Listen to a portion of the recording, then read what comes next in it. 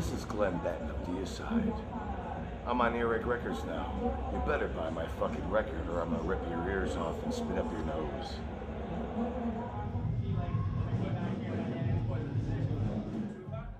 Is that alright? Yes. Hey, there's alright. Hey man, we're going to fucking rock some shit now.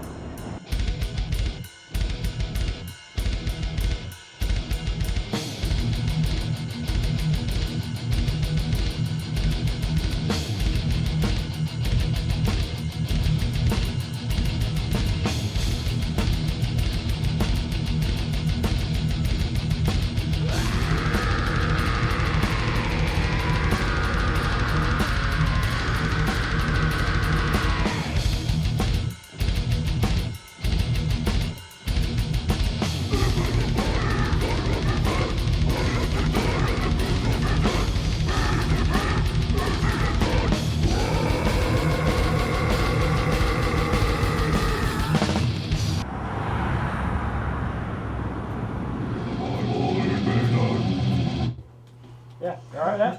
Yeah, let's get that line again too. Yeah, here we go.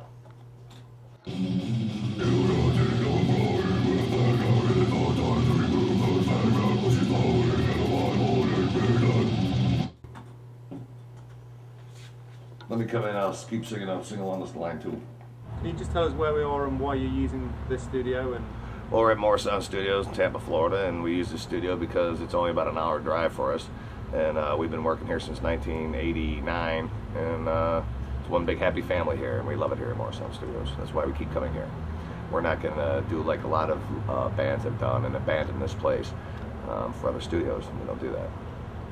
We're loyal. Well, I'm in doing the vocal tracks, finishing up the vocal tracks for the album right now. And I'm on number 6. One more time. Yeah. I can hit it harder. Yeah. So, I'm gonna try to get this done today. is it going well? So far, so good. How long have you been here already? How long does it take to record an I've album? been here working on this one song for a couple hours now. So.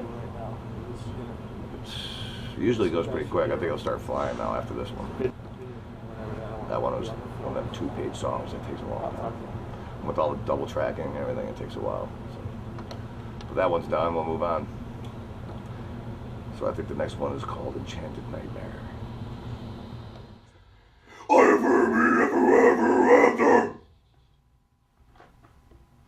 And see, and everybody thought I just like, you know, came in here and we had like one of the little baby swimming pools full of blood, and I roll around and oh, it's all black candles. It's dead animals everywhere. Damn Christians. We did all the rhythm tracks already a couple weeks ago, and I did four songs with the vocals then, and finished the writing up between then and now, and now finishing my part. Then Eric and Brian will come in and start doing their leads. I was just like, I couldn't believe what the fuck happened. Just when you're recording like this, you're doing things like one line at a time. Is it? Sometimes, yeah. Sometimes when, like during fast parts and that, just to keep the pronunciation, so you keep the, you know, somewhat understandable. You know, it's easier to do it one line, this way you get the pronunciation and play it in the, set it right where it needs to be on the timing. And is it difficult to replicate that when you're on stage doing the whole thing? No, it's actually easier. It's different for me than, you know, playing. When I play and I sing, it's different because I'm already hyped up because I'm playing. So it's like singing it doesn't really, you know, the screaming thing doesn't, I don't know, it comes easier playing because you're already pumped up. So, but standing there in front of a microphone, that's boring. And how do you cope with the kind of singing that you do? It must do some damage to your throat. Lots of cigarettes, Jack Daniels, and marijuana. So many times, so many memories, so many embarrassing moments. Back in the early 90s and that, everybody wanted to come here and do records. So that thing has kind of dwindled a little bit, but all the local bands and that around here usually come here. I mean, it's one of the more of the professional studios around. And do you always use the same producer? No, man, we bump around. This time we're using Neil Kernan, and to, he did most of it already, and I got Mark Prater in there doing the vocal tracks. And then Vegas on Thursday. Vegas. I'm staying at the Lucky Lady. What's the Lucky Lady like? I don't know, never been there. I hope she's lucky. I hope I'm lucky. Somebody better get lucky. You looking forward to Vegas? Yes, I am. Can't wait to get the hell out of this place. Do you prefer playing live to recording, or what? Oh, yeah. I like getting right in their faces. I hate them shows where it's like you're 20 feet from the crowd. I like to be right in there so I can smack them and spit on them and just right there in your face. I prefer that. Do you still get the same buzz out of it that you used to 10 years ago? I enjoy it, man. I enjoy it. I love the endurance of it. You know, it's like an endurance test for me. And I just love the, you know, being out there doing it, you know, and the kids, seeing the kids go fucking sick, you know, that makes you keep doing it. Their sick little faces going silly and then singing along, and just people beating each other up, and stupid shit that happens every night. You don't know what's going to happen, something different every night. So. From the depths of Florida, these guys need no introduction. From the depths of Florida, the disciples of death metal. I think I'm going to try to knock this out today, but I'll probably end up being in here tomorrow. Probably for a little bit. I hope not. That's cool. Anyways, I'm broiling. Let's get back in and knock this shit out. That's good for me. How did Deicide come into being in the first place? How did you guys know each other? I mean, Well, my brother, he came into my room and showed me some Bathory and Sodom and some Slayer. And I was like, what the fuck is this shit, man? And I was like, what the fuck is this, man? You know, I got into it. I was into it. You know, I was a little older, so I was into a different kind of music, you know, Black Sabbath, Led Zeppelin, that kind of shit. Malmsteen pretty Fucking much just Kiss, came out right Malmsteen. then. You were freaking out about that. I remember that. You were just really into leads and stuff. And I was just skipping school, just getting wasted out of my mind, fucking listening to this Venom and fucking anything satanic, basically anything fucking evil, Black Sabbath, anything crazy. And then I met Steve in high school, and him and I, As a drummer. I noticed that he was wearing a Metallica fucking vest, so I figured, you know, he might be pretty cool. So him and I started hanging out and, you know, skipping school and, you know, running away from the cops, smoking pot everywhere and fucking just being a bunch of idiots. And we'd end up skipping school, and when Steve moved his drum set down, he moved it into my bedroom, and we just started. Actually, it was my bedroom. Yeah, that's right. You fuckers. We took over. I was in another band. You're like, quit that fucking shit. Let's do some death metal. And I'm like, that shit ain't gonna make no fucking money, man. Yeah. You know? Then I got into it. I was like, that shit's pretty fucking good. So I started fucking jamming on it and picked it up in 5 minutes, showed him some fucking riffs. Yeah, we just started, we'd skip school, and fucking whenever our parents would go to work, we'd sneak in the house and just start, you know, playing Show No Mercy and MOD and anything we could find, and, you know, any music that was going on right then and at that time, pretty much Slayer and you know, Destruction, of course, and Sodom. Then we had two guys come in with Andy and Ron. One was a bass player and singer. We were called Carnage. Yeah, at the very beginning, and then the bass player, Ron, wouldn't show up for practice. He just stopped, you know, showing up, and we were, you know, serious. And I started looking around, and I was looking in a local paper and seeing Glenn that was looking for a 3-piece, and, you know, he was, you know, looking for like Venom type music and stuff. I figured I'd give him a call, and he came out and checked. We already had a couple songs. We had Sacrificial down, Lunatic, and what was another one? Oblivious. There was a few of them that were already done and written. Crucifix, all that. Yeah, I think that was just about done. And then we just started from there. You know, once Glenn, he could play the bass, and then we noticed he played, you know, with his fingers, and he was good, and he was, you know, able to play and stuff at first. And he didn't sound like he does now back then, of course. Well, he was in a different band. Yeah, we were looking for something just crazy and stuff. That's how it came around.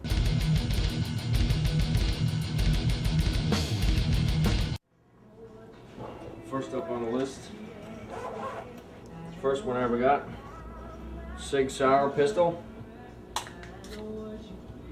8-shot, 45. Cleared breech, of course. Right. Just hammer it back. Hammer. It's ready to go right there. No safety. Pop in the clip. Load it up. That's ready to go right there. That's nice. Drop the safety. Drop the clip. Now it goes around. We're safe again. See daylight through there. It's a good weapon. Accurate.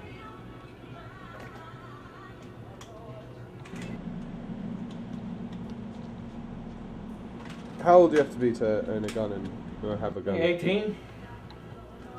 You gotta go on the waiting list for handguns and whatnot, but rifles, hunting stuff, you can get right out the store with it. Really?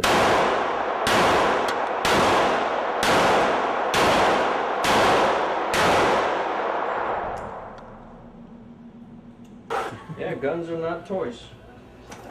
This is just a older model, Korea War era 30 caliber, U.S. Marine Army issue.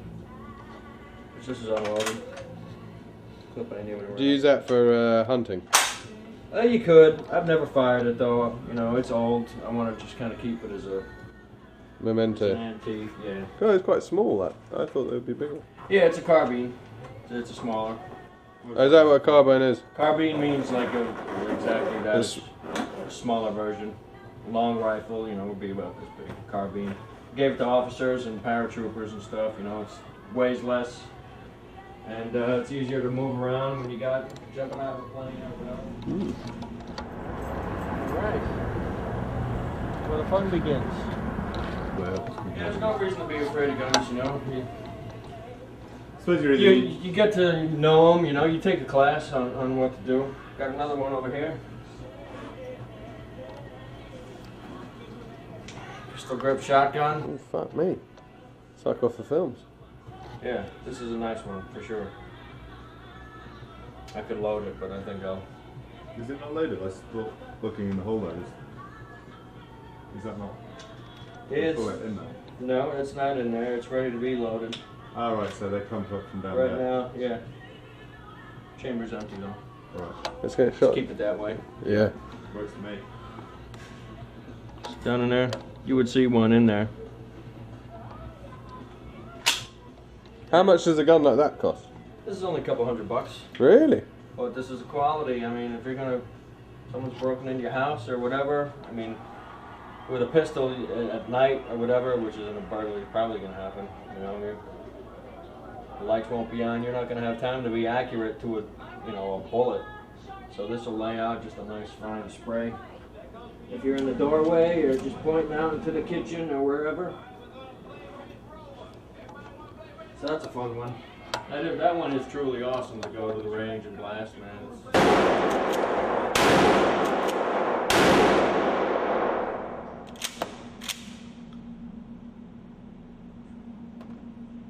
Get that smoke build up around here. Fucking hell. M16. It's pretty close. This is a Bushmaster V-match. Laser scope. Banana clip. Carbine, of course. You can see it's tiny. And yeah, 223. So pretty much fires the same as a M16 would. Is that automatic? No. No, Semi. they're illegal. Semi-automatic, just like a pistol would be. Yeah. As fast as you can pull the trigger. How big are the bullets on that thing?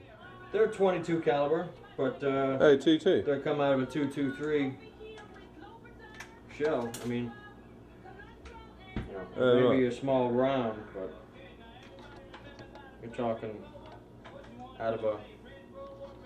Right. You know, look at all that gunpowder in there. So that's pretty. So you're powerful. talking like a 9mm pistol round goes about 900 feet per second, and I believe these go in the neighborhood of 2,000 feet per second. Fucking So hell. the velocity is way up there, so you don't need a 40, huge caliber. The speed will liquefy anything it comes in contact with, basically. And you can just kind of wander out and stick that in the car and drive down the range and shoot it. Well, you got to have it in a case or a bag or something, but Right. yeah, pretty much. It's Florida, a lot of the southern states, Texas, Arizona, New Mexico, Georgia, I think, Tennessee, Alabama. The South, you know, that's what's different from the North. You know, is you get caught with a gun in New York City, man, they're gonna throw the book at you.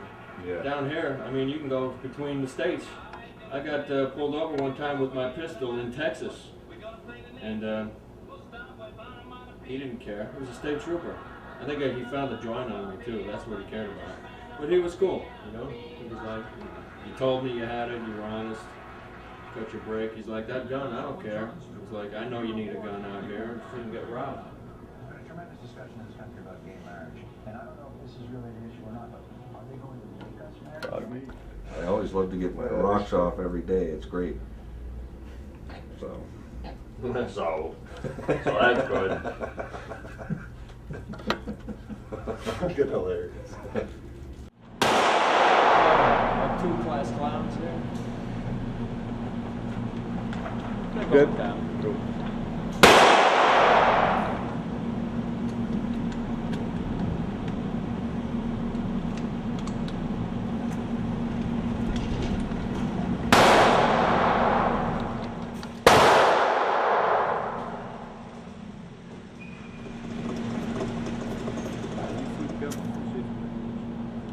Go strictly for some face action. Sorry? Go for some face time.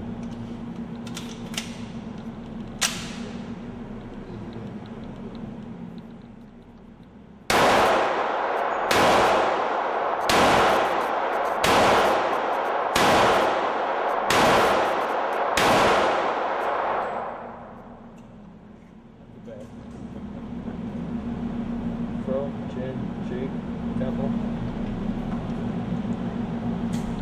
Now you're talking throat gauge.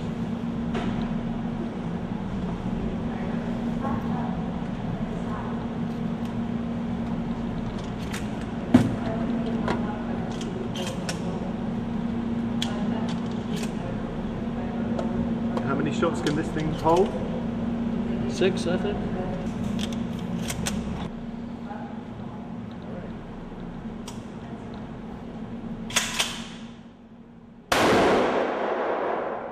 Is that right in the middle?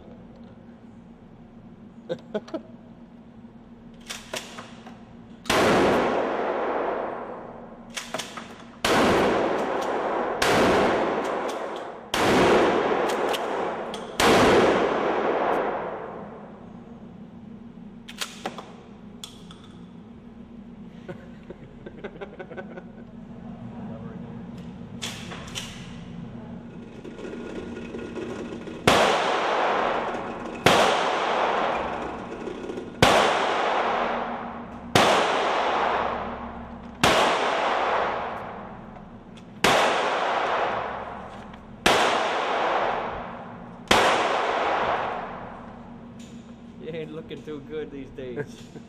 He's on dialysis from what I heard. Gonna be on a lot more after that show of force. Hello, Steve. Hello. Time to roll a joint. We need it. Weed is good. Smoke it every day.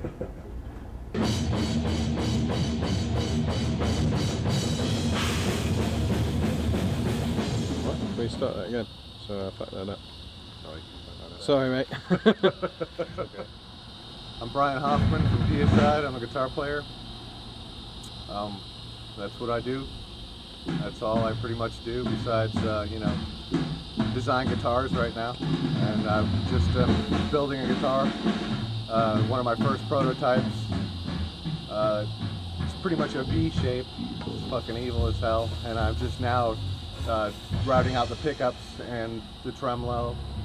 And just did the tuning pegs and the headstock and everything, so it's almost done. Hopefully it'll be ready to go on the road with me, so that's about where I'm at right now. I'm just working on leads, pretty much doing that. Hopefully Glenn just, finished up his vocals besides 2 songs, and I just have to come up with leads, me and Eric, and we'll be good. The album will be finished, we'll be ready to go.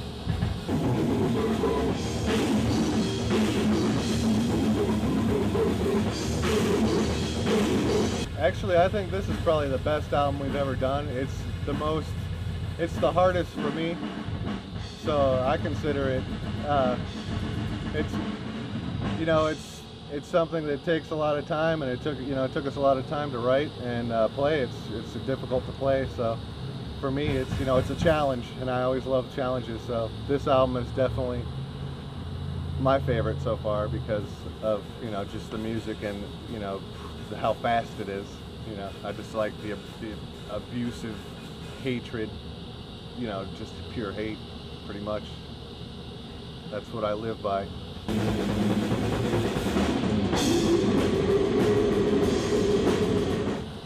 Earache seems like they're definitely pushing us harder. They seem like they're more interested. They're not just, we're not just another band. So it's good. It's good. Earache's treating us well so far, and they're making us work. So that's good. That's what I want to do. I don't want to sit around. I want to work and accomplish things. So touring and albums and just doing the best we can right now. Hopefully it'll come out. I'm totally pleased with it, but hopefully everybody else will be pleased with it too.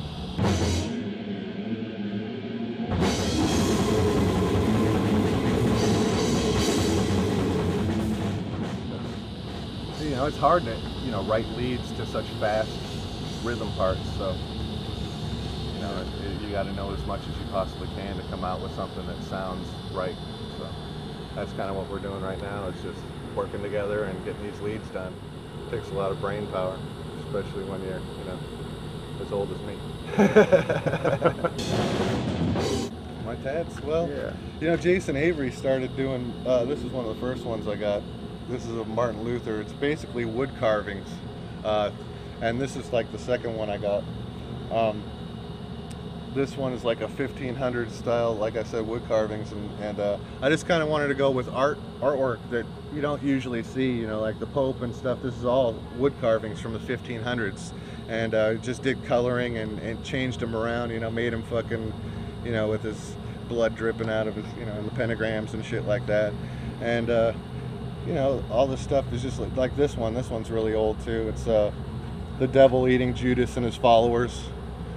Pretty much, satanic type, and Mephistopheles and, the evil Pope and shit like that. Mother Mary over here, she's all cut up and fucking full of diseases and viruses, and her throat's sliced, and, just bloody fucking gory evil shit. It's one I still got plenty of room. This is, a Geiger Necronomicon thing. I changed it around. Did the Necronomicon sign around there, and changed a couple of things with the babies, the skulls and stuff. It still needs to be finished a little bit, but this was all freehand done by Tom Kernan down there on Mean Machine Tattoos. He freehanded all this stuff. I just wanted like Geiger type, really cool stuff like that. So it came out good. And Jason Avery from Monstrosity just did this one on my neck about a couple months ago, and he's working. Yeah, this one came out good. It was about 3 hours. It's really clean. Did a real good job on that one. And then he's working on my chest right here. He's gonna be doing the Medusa and shit. Once that's all done, that'll be fucking killer. I'm gonna do them all crazy in blues and greens and shit. It'll be all evil. And the snakes will come up on my neck. They'll wrap around up on my neck. And then hopefully this tour, when we go on in October, a good friend of mine, Manny, they call him Creeper, from Oregon, he's going to be doing my skull. We've been talking about it for a couple of years. He actually did this tattoo right here and did a lot of the color work while I was on tour. He spent a lot of time on that. Surely you can And it's going to be all the way from my neck. It's going to be all bio, like vertebrae coming up to a skull with like two skulls attached to it with a bunch of bio, like mech kind of stuff like that, tubes and crazy shit. And it's going to come into a pentagram right to a widow's peak on my head. It's going to be a pentagram on there, so that'll be cool with all kinds of crazy bubbly shit, weird fucking parts of the brain showing and weird stuff like that. Pretty much just going off. But he's really good. He knows. He's really good with bio stuff. So that's who I'm going to have do that for me. So it's going to be cool. Can't wait to get it done. Well, we all believe in Satan, that's just how we were brought up, and that's our personal thing, we don't really like to go into that because, the Christian thing is so huge that we get death threats and all this and that, so It's like y'all know we're Satanists, so we just leave it at that. You know, that's our religion. That's just what we believe in. It's freedom of speech. So hail Satan, motherfuckers, like I said. It's hideously dangerous. I had my out first there. I had my first bike for a week and a half and totaled it. How did that happen? Some old lady pulled out in front of me. I had my 10-year-old on the back, and I just left my sister's place, and I was doing about 55, 60, and this old lady come pulling out in front of me and just locked up the brakes, looked at me, and I looked at her, and she didn't want to move, so me and the kid popped off the back of the bike. I said, okay, you can have it. The bike slid at her. Just as the bike almost hit her car, she moved out of the way, and the bike missed her car and hit a median, did about 10 flips in the air, parts flying everywhere. And me and the kid slid out about 60-something feet. Got up, laid him in the ground, checked him out, made sure he wasn't nothing broken. And then I hobbled over to her car, make sure she wasn't leaving. I hate Christianity, man. I hate fucking. It's just retarded, man. All bullshit. I had some kid now emailing me and shit with this stupid crap. I told him, I said, okay, well, whatever, you know. When Judgment Day comes, just look for me, because I'll be standing on the biggest pile of dead Christians holding your Christ decapitated heads. You'll find me there.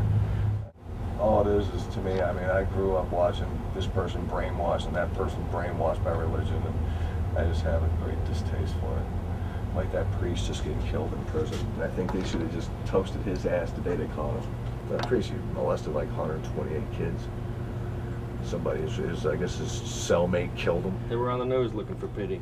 Yeah. They're like, this guy was murdered in prison, but then they got a report that there was about 8 other priests put on leave for being under suspicion of molesting kids. So it's like they're looking for pity, and then They've been doing they it can't for get so none 'cause many of their own years, track man. record. It's like they just don't think anything of it. They really don't. And it's like, they put him in charge of the boys' choir when they know they're out there molesting them. you know, just because you're a priest don't mean you can't partake in buying a prostitute or two, whatever. I mean, fuck. You know, I mean, you can only jerk it so many times before you start getting a little fucking aggravated. They busted that one priest a couple months back, going to a whorehouse, paying the girls to dress up like nuns. That's great. It's I like it. All right. Oh Lord, you know, fuck you, Lord, man. There's no fucking Lord. It's getting about that time of the day where it rains here in the state of Florida. Go home in my hobble. So, 8 o'clock. You there as soon as you can. Right, cook up some food here too. You got it. So hang on.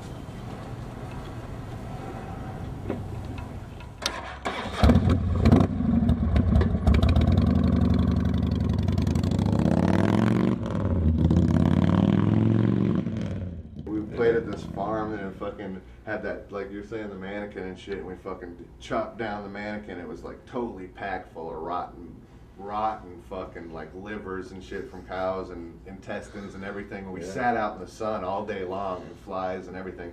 And we hung it up, and the dogs were licking up the blood that was dripping because it had a hole in the mannequin. It was just dripping a little bit.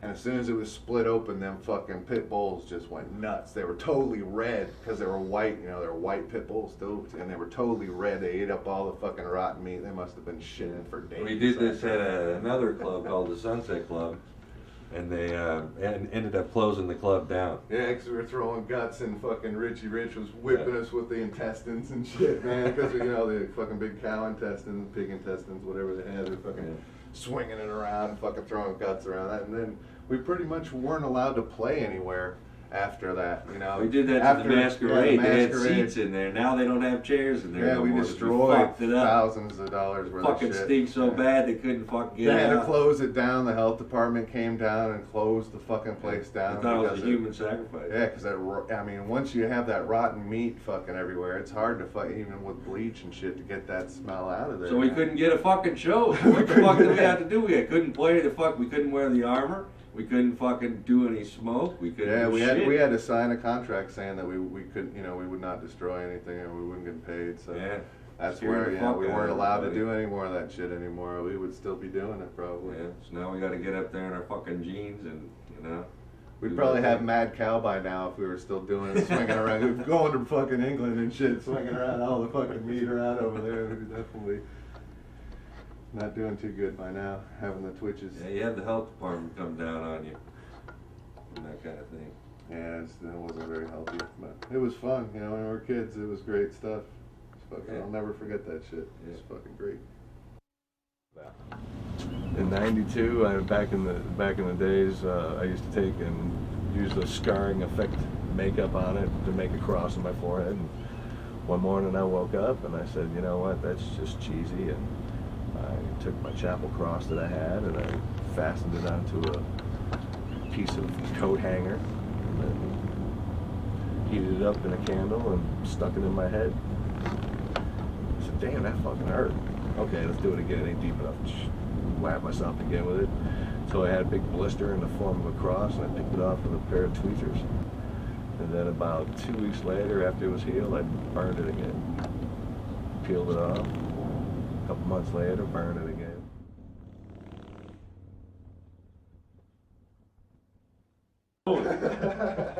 Who are you talking about? You? Or you? Look at that, Glenn's got himself a lizard. I think he's going to eat it. He's ready for a drag off of that thing. Please don't kill me. Please don't kill me, Mr. Benton. I promise I will never do wrong again by you. Here we go. Hey! The lizard killer. That's the Florida roach. Come on, buddy. Come back to life.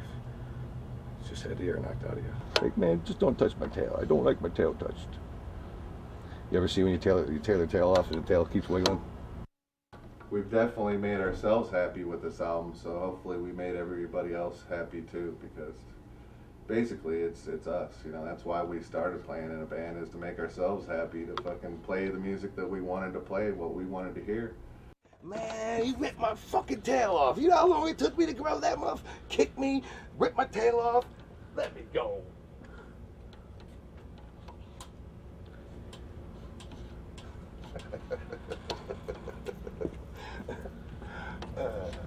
That's good stuff.